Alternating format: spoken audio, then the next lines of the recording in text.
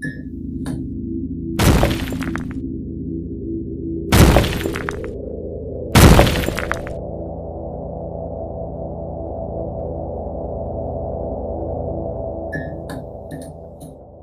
this video, you will see how an outdoor kitchen can be constructed in just 1 to 2 days using this modular panel system. Here's a 32-inch precast panel. They also come in 48 inches. With these two panel sizes, an infinite number of layouts can be constructed. Here, we're going to use the React stain to color the stones on the panels. Each panel is shipped a base gray color, which can be left gray or color to match any color scheme you're looking for. React is a reactive stain that works similar to an acid stain, but it's not actually acid. That means there's no neutralizing and no harmful chemicals involved. All of these colors go on purple, but as they react, they start to change the concrete various earth tone colors. Once all the purple is gone, you know the stain's done reacting and the color's permanent. By blotting the stain on heavy and letting it puddle, it's going to create some really nice variations that create looks indistinguishable from natural stone. Here we use 9 different colors and painted each stone with one color. You can always go back over with more stain to darken the colors, or even use different colors to create more variation. There's no need to be very precise with this color. Everything comes out great. Either before, or in this case after staining, it's a good idea to dry fit all the panels together exactly where you're going to have them during assembly. This is going to allow you to figure out where each panel fits together. It's also necessary for cutting the opening for the appliances, as some of the cuts you do will span more than one panel and has to be centered. Here you see the cuts being measured and marked with pencil so that we can cut them out. When you're cutting a panel, we start with using a skill saw with a carbide blade. This is going to cut through the inch or so face of concrete that's on the outside or front of the panel.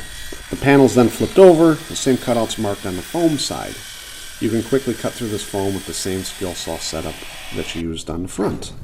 If the cuts from both sides are not quite deep enough and they meet, just use a reciprocating saw and it's used to cut through the rest of the panel. Here we're cutting the openings for the grill and the door beneath it, as well as the door beneath the sink.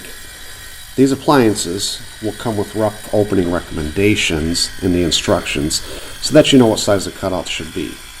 Because of the customizable nature of this system, the appliances really can be placed almost anywhere you want them to.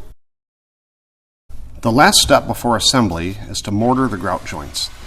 This is optional, but will make your panels look much more realistic. Here we are mixing up some panel patch to a thin slurry which will be brushed into the joints. Use a chip brush to apply the slurry to the joints. This is only done to give the appearance of a real grout joint.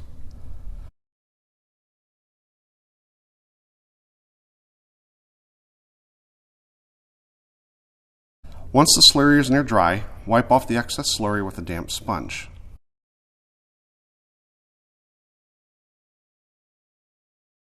The first step will be to map the layout with a chalk line, then locate where the rebar pins will fall. Since we're pouring on a concrete pad, we're going to drill a large hole with a masonry bit. Make sure this hole is perfectly vertical. Then hammer your rebar in roughly 2 inches so that 8 to 10 inches are exposed. Here's our layout with the rebar pins installed. Setting the ledger 2x4, we leave it 4 1/4 inches inside that chalk line. 4 for the thickness of the panel, and then 1/4 inch for a little bit of play. You'll see that later. It is possible only to bracket the panels to this ledger board, but in this case we are using the rebar pins to really help lock everything to the lower deck. Conversely, you can do this without the ledger board altogether and just use the brackets that you will see later to go right to your concrete surface. You mix up a batch of common brick mortar, not the panel patch, and place a bed of mortar along the perimeter of the ledger board. Put an inch or two so the sides of the panels will have a good fit and some room for leveling them on top of this bed of mortar. Now you set the first panel, slipping it over the rebar pins, and you'll see each panel will have a pin on one end, and then the other panel will just slide in, lock into place. Takes a little wiggle to get the right fit, and then you're good to go. Then drop a pre-cut length of rebar into the full height, and that keeps the wall supported as you move around this perimeter.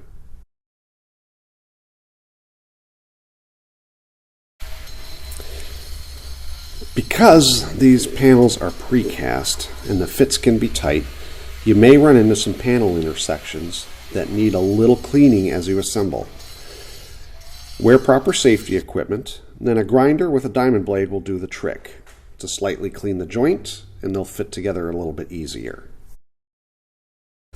Continue placing the panels until you have all the panels assembled and all of your rods dropped in. Once all the panels are placed, it's time to make sure everything is level and snug together. Sometimes a panel will have to be raised a little bit. Shims do the trick.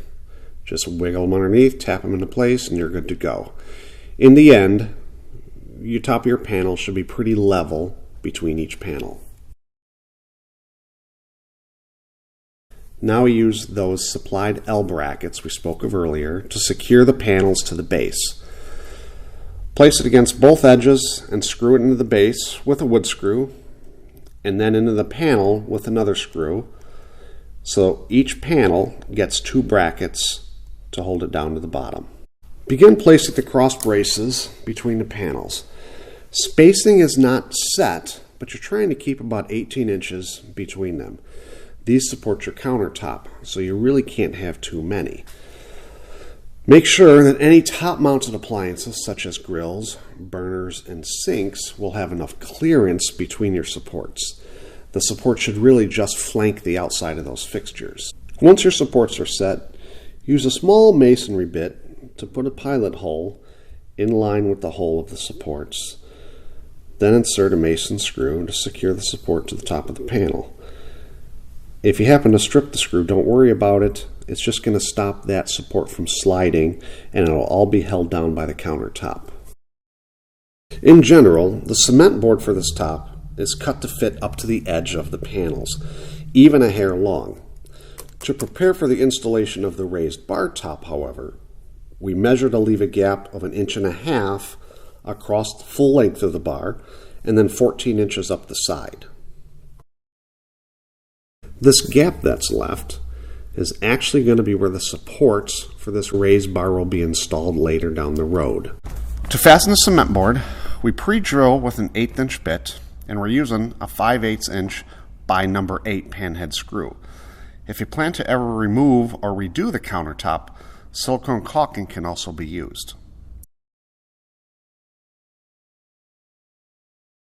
To measure for the forms, we will start by scribing a line where the back of the form meets the cement board. On an inside corner, you will have to use a straight edge to extend the lines until they meet. The same is done on the outside corner. Now we will have points to measure to when mitering our forms. In most cases, you can hold the form in place and put a mark on it exactly where the cut should fall. Using a compound miter saw with a fine-toothed trim blade, we are easily able to cut our 45-degree angles. The forms are also pre-drilled with an 1/8 inch bit and fastened with a 5/8 inch number 8 panhead screw. Stop when the screw is snug so you do not strip the cement board.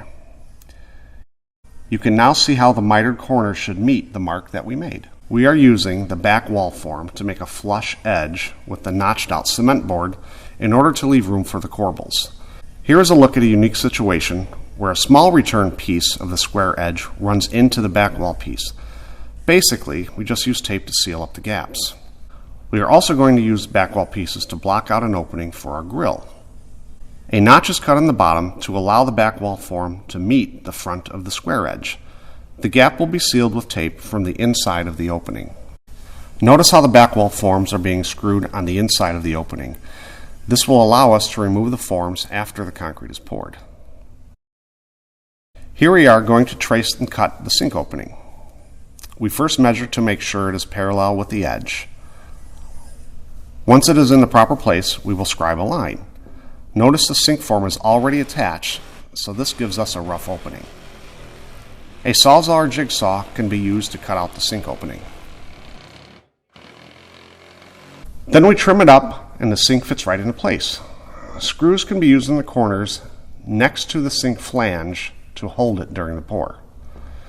Here we'll use a 2 5/8 inch hole saw to drill a hole for the faucet knockout. Because there will be a raised bar behind the sink, the faucet will go off to the side. To install the knockout, pull it up from under the cement board until it holds firmly into place. Before pouring the top, we are going to drill holes in the cement board that are over those holes in the panel joints. Then we will use a grout bag to pipe some mortar into these joints, locking everything together. Now we're going to mix up some more of that panel patch we used earlier, but this time it's just a little bit thicker and more like mortar. Why? Because we're going to use the tuck point where the panels come together. It cures out to be the same color as the panels and the same color as that slurry mix we used before to touch up our joints after staining. As soon as the joints start to firm up a little bit, again you can take your sponge and clean off that joint. Here we are using our FG50 fiberglass mesh reinforcement and Z-clip system. Start by rolling out the mesh and cutting it to the correct size. We will hold the mesh using the Z-clips placed roughly every 1 square foot. This will keep the reinforcement at the proper height when pouring the concrete. On this pour, we will be using our rock face form liner to give the look of a chiseled edge. We will mark the cuts with a marker and then miter them with a utility knife or a miter saw. To hold them in place, we will first clean the backs with denatured alcohol. This allows our double-sided polyester mounting tape to stick very well. Then it is as easy as pulling the back off the tape and pressing the form liner against the inside square edge form. If you have any gaps or the form liners don't match up well at the seams, a small amount of plumber's putty can be used to address these areas. Now it's time for concrete. The product we used here is called Z-Liquicrete. It's a high-performance ad pack that blends with a common sand topping mix that you get locally, and it creates a nice creamy mix that flows and levels easily and then cures out by the next day. For a full tutorial on mixing and pouring the Z-Liquicrete, please see our video titled How to Mix, Pour, and Finish Z-Liquicrete. You're going to start at one end, fill batch by batch until you reach the other end of your countertop. You're going to screed as you go to keep a nice level surface. Don't forget to vibrate the edge to remove any trapped air pockets. Here you see our vibroblade attachment on a multi-purpose tool. This will help remove unwanted bug holes.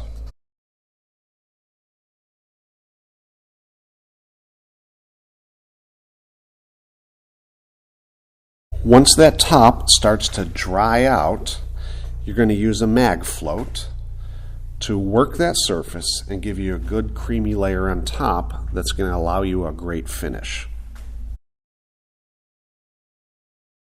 Now, after waiting a half hour to a couple hours, depending on conditions, the surface is going to lose its shine and then it stiffens up quite a bit more. And then it's going to be time to do a steel trowel that's going to give you a very smooth surface. If it's still a little bit too wet, just stop and come back a little later. The right time to steel trowel is a pretty stiff surface, no water on top, and the steel trowel will just kind of glide over, smoothing out and almost giving a glaze on top when you're finished. It is now the second day and time to lay out the raised bar. The corbels are temporarily set in place so we can set the filler blocks. In this case, we will be notching the blocks out to fit around the corbel, but they can also be cut to fit directly in between. To cut the blocks, we will use a skill saw and an angle grinder. Now you will see how it all fits together. Mix up another batch of mortar like you did when we set the panels on the ground and begin setting your blocks and corbels. You're going to use about a 1-inch bed of mortar so that when they're locked into place, you're going to be left with about a 1/2-inch joint that matches the rest of the panel system. You may have noticed the wall ties that were screwed into the cement board and protruding through the lower countertop. These will go through the holes in the corbel, which will be filled with mortar, locking everything together. You notice how the middle corbels protrude out a bit further. This is by design, since the raised bar will have a slight curve along the front edge. Notice the difference in color of the mortar. The one on the right is typical Type S mortar. The one on the left is the panel patch. This should be used in all visible joints, so it will match the color of the existing grout lines. Don't forget to touch up and tuck point all visible joints with panel patch for a more finished look. This bar is also going to feature a footrest. The placement of the 5 lugs was carefully laid out under the corbels. Now we mortar them into place. Since these are exposed joints, we will use the panel patch mix. Don't forget to level each lug so the footrest lays flat. For this particular project, and sake of class time, this 600-pound bar was precast ahead and placed on top of the corbels in a bed of mortar. This can certainly be done cast in place using the Z-form system, just as you did with the lower bar. More final details are completed, and then the small precast footrest, precasted just like the bar, is placed. Now it's time to reveal our edge.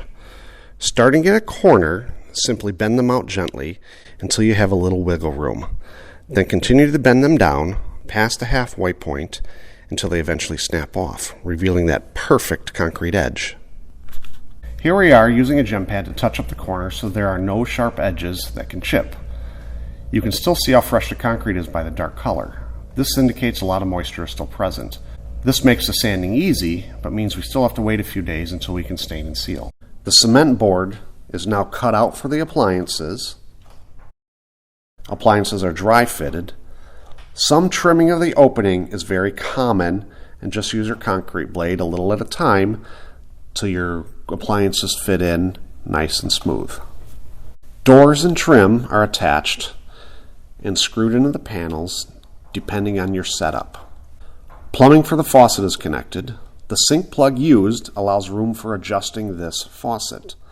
And finally, the stainless steel door beneath the sink. This will give us storage space and access to hook up the plumbing. The time lapse shows what can be achieved over the course of just 1 to 2 days. Time is money, and this system creates a beautiful and completely customizable product in the shortest amount of time possible.